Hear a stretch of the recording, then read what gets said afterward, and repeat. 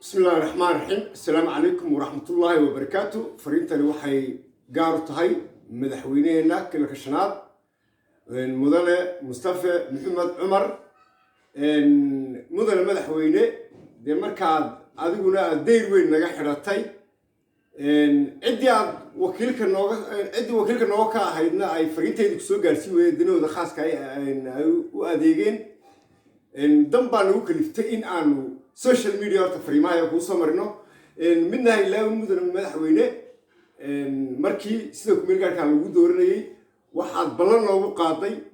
in aan deyr weynina ka xigin inaad shacabkaaga aad ka war haynayso saas laajigeed weli ballanqaadkaas kaama hayno iska dhaaf inaad naga war hayse xataa fariintayda inay ku soo gaadhaa ayaa qaliila kulley madaxweynihii ii ballan qaaday haddii aad tahay anoo shacabkaagii ah waxaan rajaynayaa inaad fariintaydan ka fal celin doonto ama aad jawaab ka bixin doonto insha allah markii ku soo gaadho anigoo ah muwaadin ku nool degmada Dambal kuna hadlaya afka shacabka degmada Dambal mudane madaxweyne xisbiga EPP waa xisbigeegii waanu jecel lahay laakiin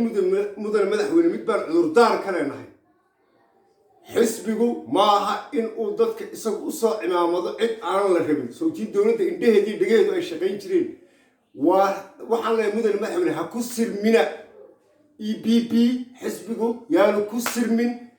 xubnaha wakiilada ama baarlamanka matalaya golaha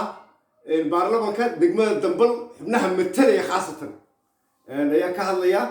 xubnahaas dib u eegis bay u baahan yihiin xubnahaas warkooda haddii aadan haynin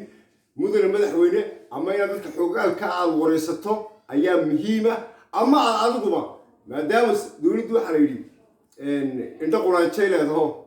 yacni dawladdu siba wax u dhegaysaa u indhaysaa dee indhihiinna dhagiinu mudane madaxweyne dawladda ha shaqeeyo hana ogaato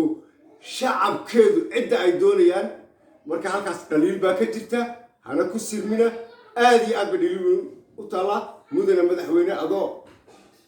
fulinaya ballanqaadkii aad shacabkaaga u ballanqaaday hadalladeeda tixgeli nagana dhegeyso waxaan ku soo gaarsiinaa fariin wallaahu bilaahi tallahi anu ma ihi siyaasi danna kama lihi dan gaarana ma lihi laakiin waxaan doonayaa wax hagaagsan inay annagana matalaan in ay adigana nooga ka wakiil noqdaan saas laajigeed mudane madaxweyne cid adigana wax ku tari karta annagana waxna tari karta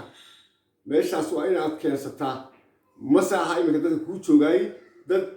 shacabkooda mateli kara maba ahaba dad mateli kara totayba aadna waan idin salaamayaa bulshaweynta